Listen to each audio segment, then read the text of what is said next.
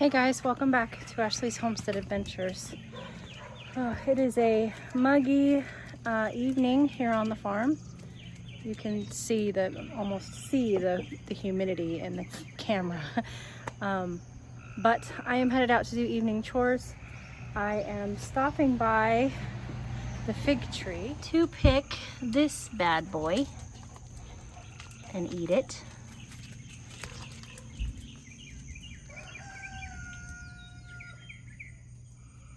And while I do that, I am going to put in a little clip that happened to me this morning when I was out doing morning chores before I went to work. I groomed today. It's the craziest thing. Hold on. Watch this. Lily, what did you find in the... Why is there a turtle in the barn? What? Hey, dude, excuse me. Sir? Trying to figure out if it's a snapping turtle or not. I don't think it is. No, it's not. What are you doing? Huh? Oh, you little boxy. Why are you so mad? You don't belong out in the barn. In the barn? Really? Oh, goodness. Where am I gonna put you?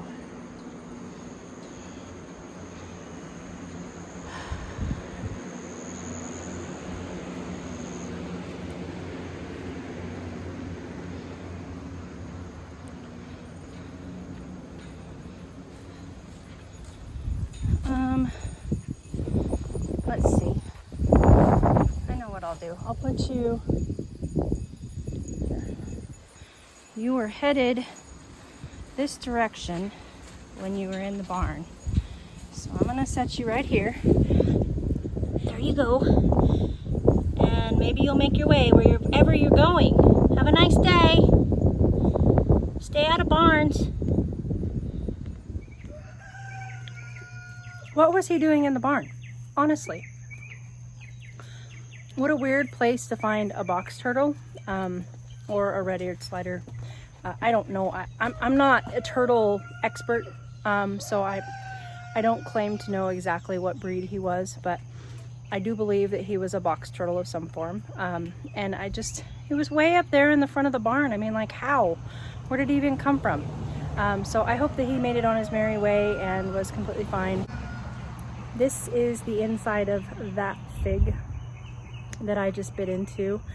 Much more concentrated than the last one. And I don't know if,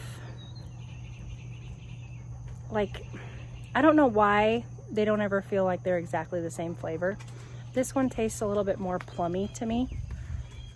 And I don't know if that's because of, I drink flavored waters, and I don't know if it's because of what I have in my flavored water, which, by the way, do you guys like my new cup? It says, "Don't make me slap you with my flip-flop." I thought it was so me, and so very Southern. So, of course, when I was on the Snake River trip, I had to just pick it up. So anyway, we are headed out to go do some evening chores and see what else we can get into. I know I have got bread and things to start. We'll see. We are dodging thunderstorms and trying not to die of humidity, but come along. We'll see what we can get into. Rain gauge for today. Doesn't look like much, but it looks like in the last 24 hours we've gotten 3/4 of an inch. Which, considering that just about every day it has rained a 1/2 inch to an inch. It's a lot of rain. We are so wet here. Got the doggos fed. Rumour's just Speedy Gonzalez. She ate all hers already. Okay, I'm gonna start dishing up feeds here, but I wanted to chat with you guys while I was.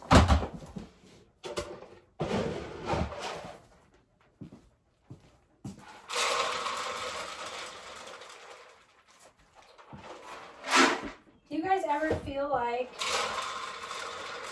you wake up in the morning and you're like, I'm gonna kill this day. I'm gonna slay it.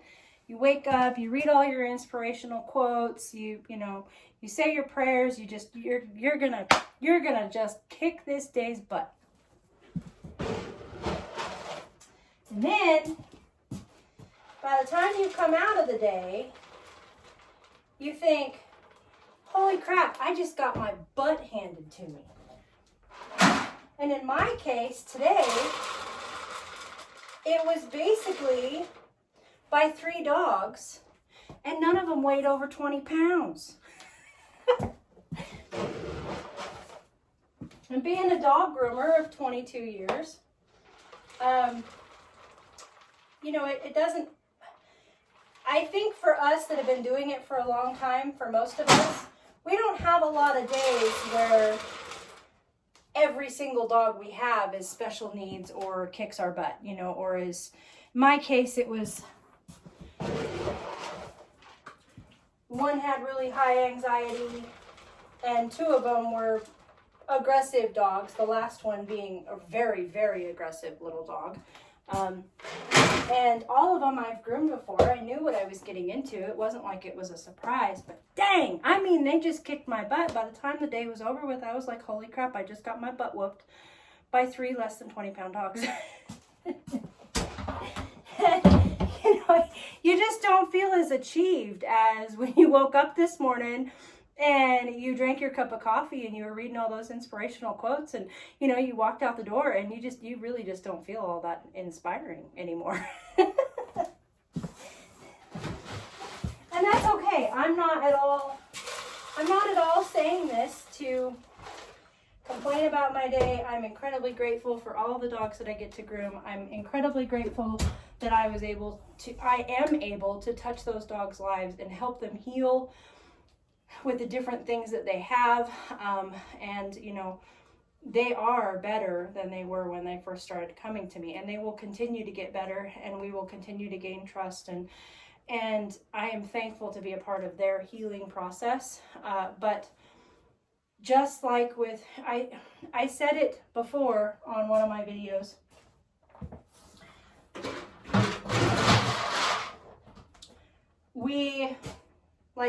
why do you euthanize an animal? And I don't at all mean for this to go anywhere morbid, but the simple answer to that is you take the pain so that you take that pain away from them. You take the pain so that they can be out of pain. And when I'm dealing with these animals, these dogs that have issues, I am taking all of my love and compassion and pouring it into them, and I'm using every bit of patience that I have to give them a good experience so that I can take their anxiety away, so that I can take their anger away, so that I can take their trauma that they have had in the past, so that I can take all that bad stuff away and pour good stuff into them. And what it does is it just emotionally depletes you. And I'm okay with that. I am more than thankful to be able to do that. But I just thought that it was pretty ironic. The me that walked out this morning, I was like, yeah, I'm gonna get it. And the me that walked in today was just like, I'm so tired. But alas, tomorrow's another day, and maybe, see, this is what happens. I don't even know where I'm at.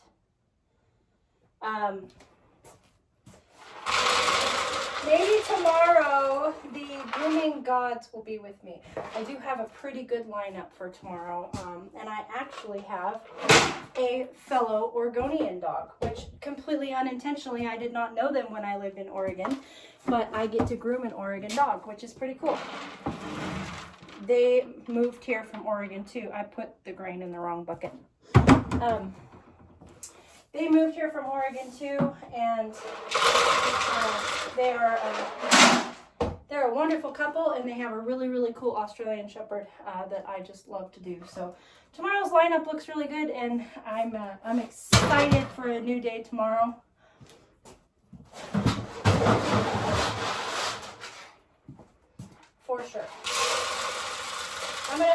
evening's grains already, and then we'll take them out to the horses. All right, here we are, dinner lineup. This is Maggie's, Josie's, Gracie's, and Chan's. And they are all very ready to have their dinner. Mommy is an hour and 22 minutes late. Better now?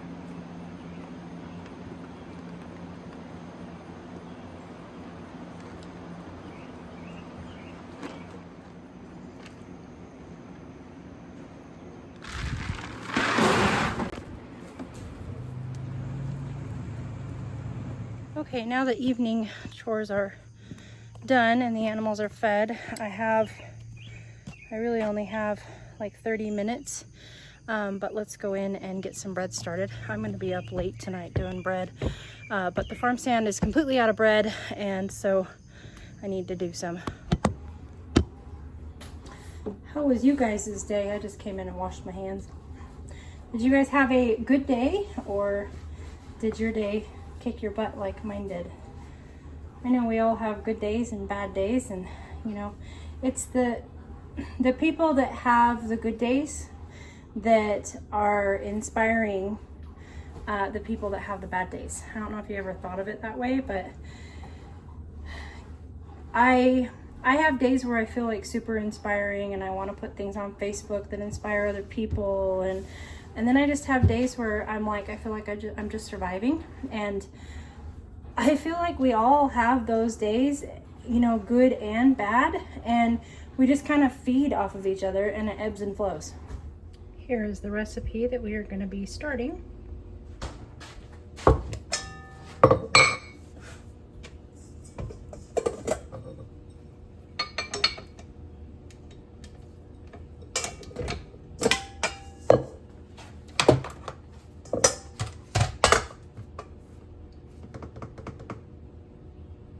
We need 100 grams of sourdough discard,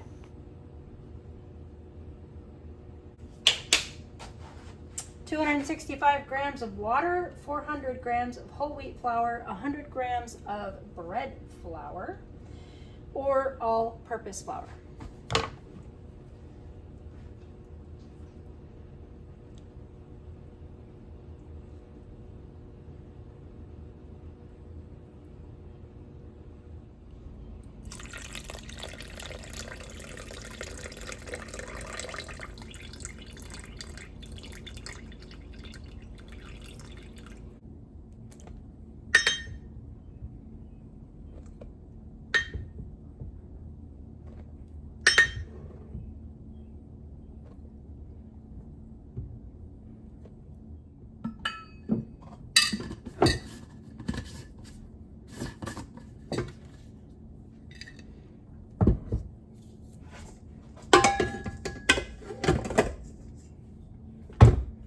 Lock it, 30 seconds of mixing. In the meantime, I'm going to put my sourdough discard into a new clean jar.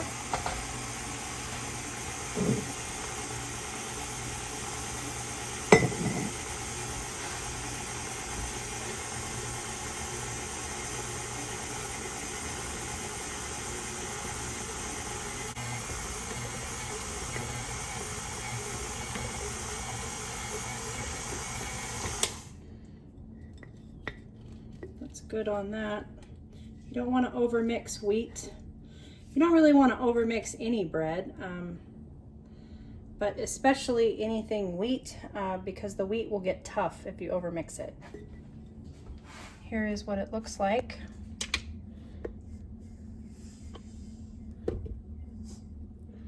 After that first initial mix, just clean our hook off and let that rest for 30 minutes. Put a cover on it and let it rest for 30 minutes. And I'm just gonna put a lid, not a ring, on this jar of discard. It'll go back in the fridge until the next use. And I am gonna set my alarm for 30 minutes. I actually just got a text from the rancher's wife where Velvet is buried. And those of you who know, those of you those of you who do not know, Velvet was my 31-year-old mare that I just put to sleep, and her grave is ready to be planted with sunflowers, and we have more rain coming.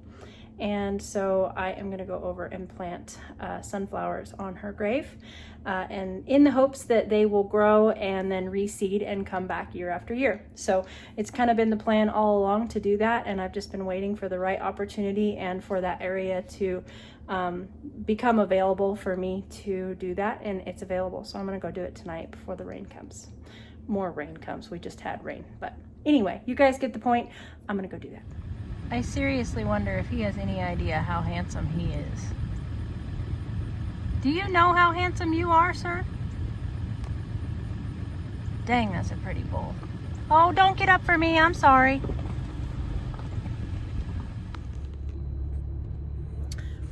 Well, I don't know if, I don't even think I have good enough light. Let's see. Maybe if I turn my truck lights on. Anyway. That went really, really well. I mean, it went well. For the sake of the rancher and his wife, who is actually a very good friend of mine, and her son joined me, and we visited while I planted.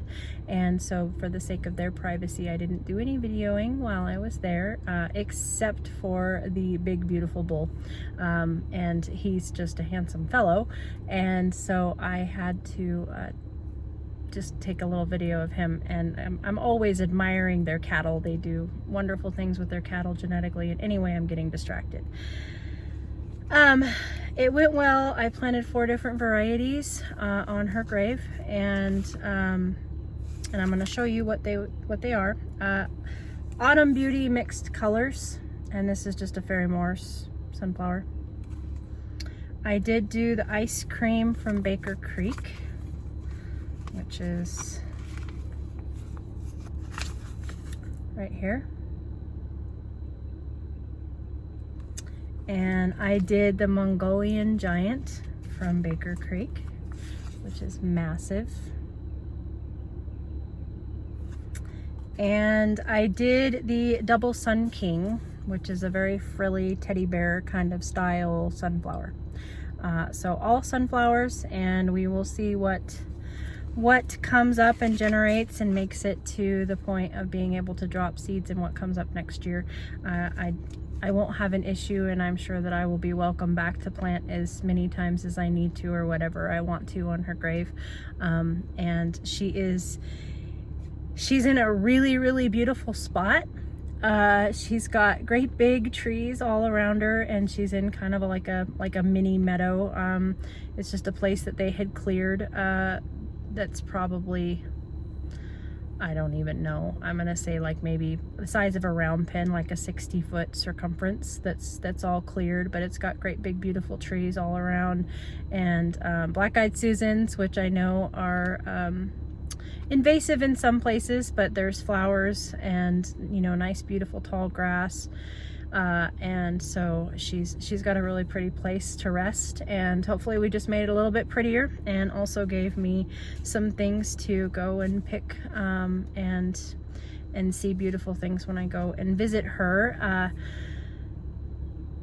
And now it is almost dark, and I need to get the ponies out and get them to pasture, and I need to get to bread making, and I need to do all kinds of things before I go to bed. But I'm gonna let you guys go here. I appreciate you coming along with me for the time that you did come along with me today. I'm sorry that it went a little sideways, but you know, when opportunity strikes, we've got to take advantage and get these things done. So hopefully we'll get some rain, and those sunflowers will start sprouting here in no time. I will catch you guys on the next one. I hope that you have a great day, and if it turns out not being a great day, make it great anyway. Catch you later. Yours truly.